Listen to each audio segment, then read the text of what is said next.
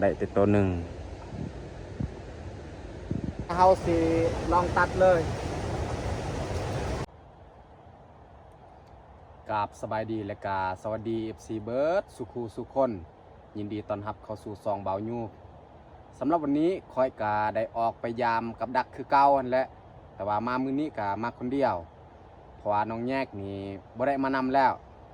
น้องแยกนี่ไปหาเฮ็ดเวียกแถวในเมืองแล้วหากก็ออกมามื้อนี้และ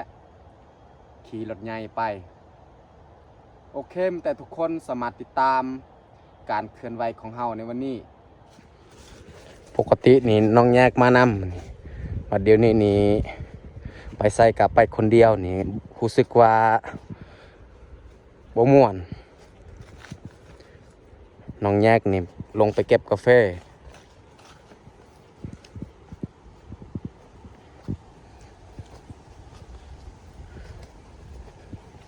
พี่ๆบางคนก็อัดสิเบื่อ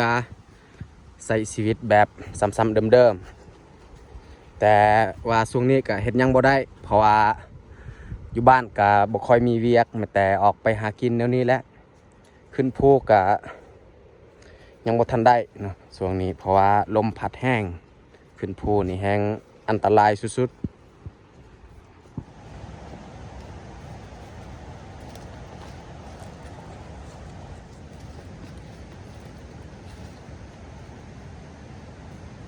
เฮาย่างไปตอนนี้ก็ใกล้ฮอด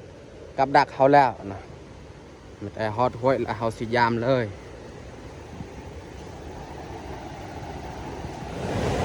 ตอนนี้ก็ฮอดห้วยน้อยแล้วแต่ว่าเฮาบ่ยามเบื้องนี้เฮายามเบื้องหันก่อน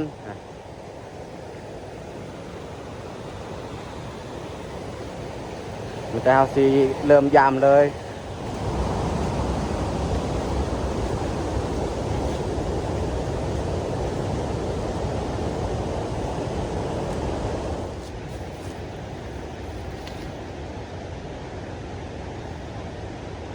บ่พึกน้องเอ้ยนี่ก็คือหลังชีวิตแล้วเราสิยามต่อเลย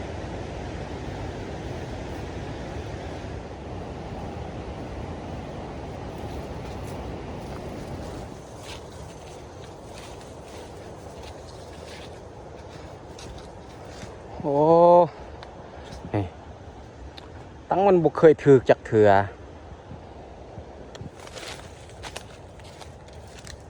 เขายามได้4-5 ลังแล้วแต่ว่าบ่ถือพอโต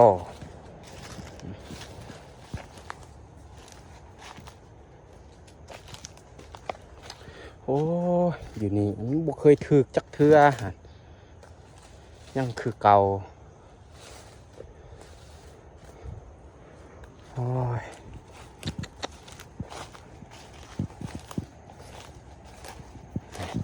อยู่นี่ก็คือกันคือเก่า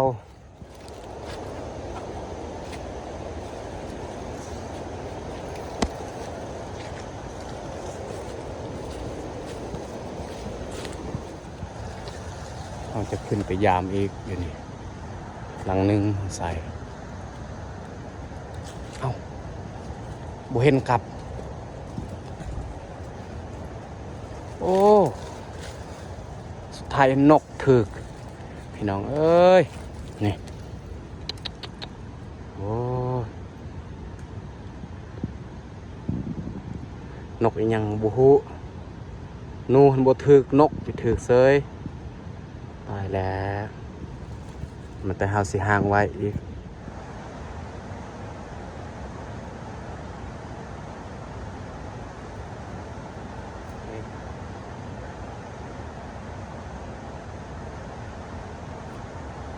ได้นกตัวนึงพี่น้องเอ้ยสัตว์อื่นบ่ได้นก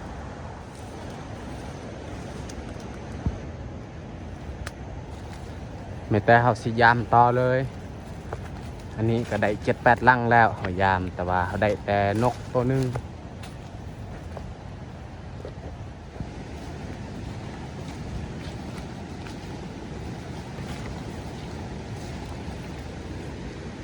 นี่โอ้บ่ถึก อันนี้ก็ฮอดป่าไม้ไผ่แล้ว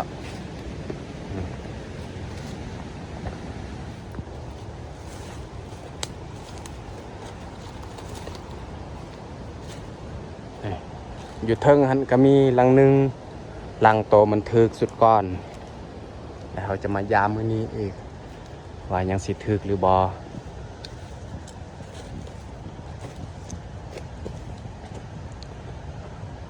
โอ้บ่ถึกแล้วแต่เราสิยามหลังต่อไปโอ้ฮะบ่ถึกคือเก่าแต่เราสิยามหลังสุดท้ายเลยหลังเรือหลังเดียวนี่แหละหลังสุดท้ายบ่ถือคือกันโอ้ยเมื่อยซื้อเอามายามโอ้แต่เฮาสิย่างเมื่อเลยได้แต่นกตัวหนึ่งแถวนี้นี่ยังมีอยู่ไม้ไผ่แต่ว่าเฮาสิหาแมงด้วงก็บ่มีแล้วหรือว่านอนเพราะว่าเฮาหาเบิดแล้วแต่เฮาสิย่างเมื่อเลย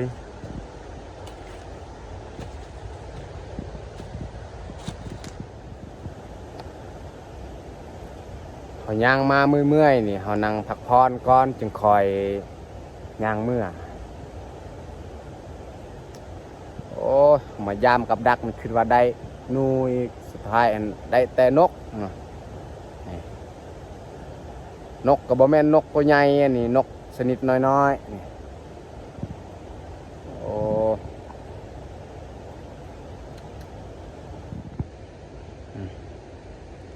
อันนี้จักนกอีหยังก็บ่ฮู้ชื่อ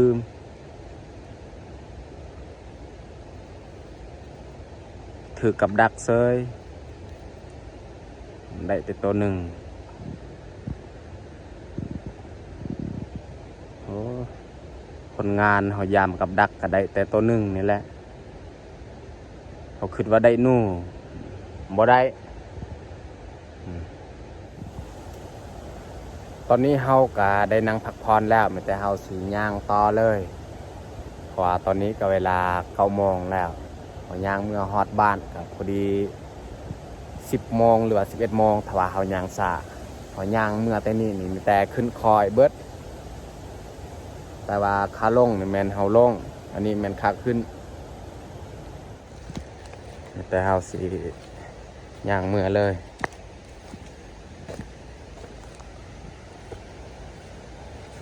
เขามายามกลับนี่เดี๋ยวนี้นี่แห้งประมาณ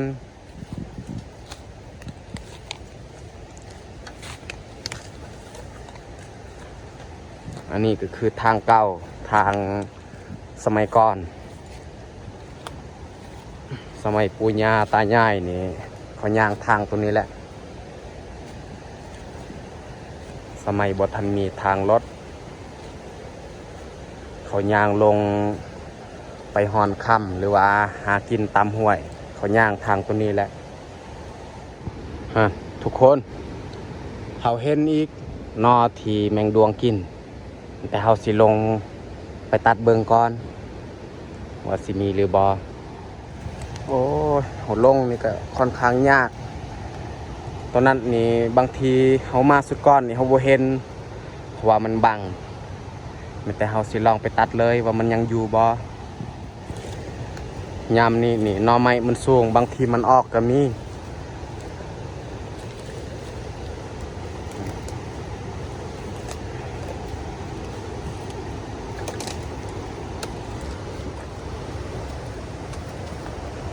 แต่เฮาสิลองตัดเลย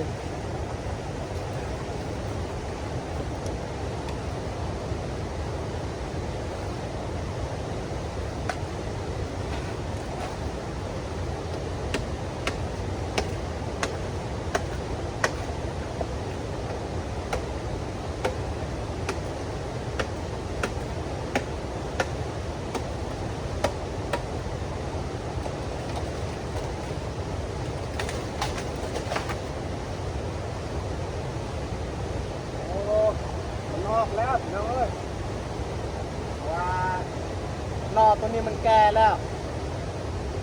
ลองตัดออกนี้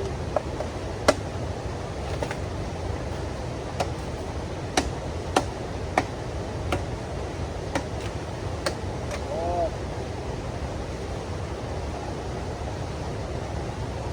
มีแต่เอาสียางเมื่อเลยเพราะว่านอตัวนี้มันบริอยู่แล้วเขาสิลงไปเบิ้งอันนี้นี่ตัวอ้นมันกินหน่อไม้แถวนี้โอ้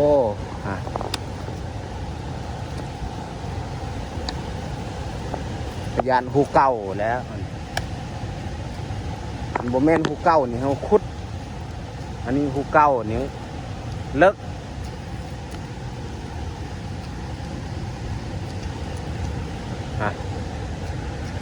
หูของมัน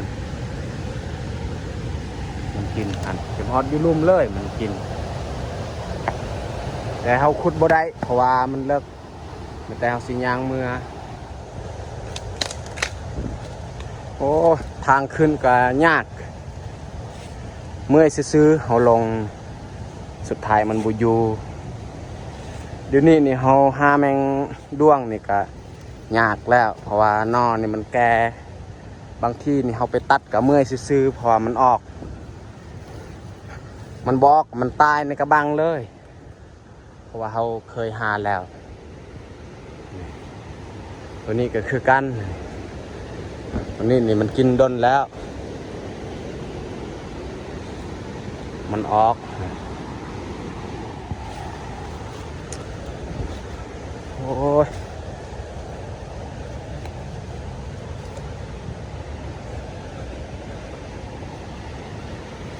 ย่างเมื่อก็บักไกลๆกลัวสิฮอดบ้านเขาคิดว่ามาใกล้นี่ใส่กลับแถวนี้นี่คือสุดท้ายเห็นบ่ถึกจอย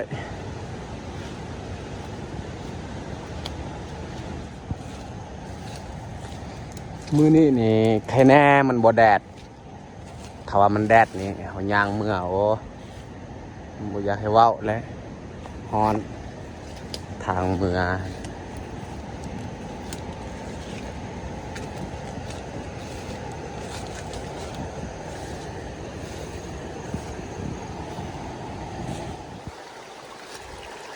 ตอนนี้เฮาก็ได้มายามกับแถวใส่ตามห้วยน้อย3 ลัง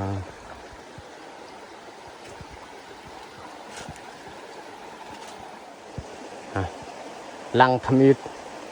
แต่ว่าบ่ถึกแต่เฮาสิไปยามอยู่เทิงอีก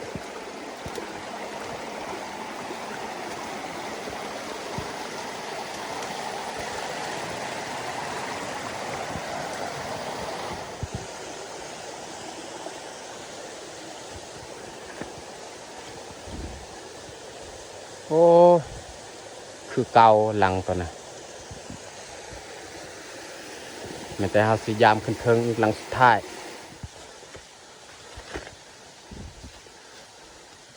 โอ้หลังสุดท้ายมันก็คือกันโอ้เมื่อยซื้อได้แต่นกตัวนึงไม่แต่เขายางเมื่อเลยและสำหรับคลิปนี้ก็น่าจะจบลงอยู่นี่เลยถ้ามักคลิปแบบนี้ก็อย่าลืมกดไลค์กดติดตามกดแชร์เพื่อเป็นกำลังใจให้คอยได้เฮ็ดคลิปต่อไป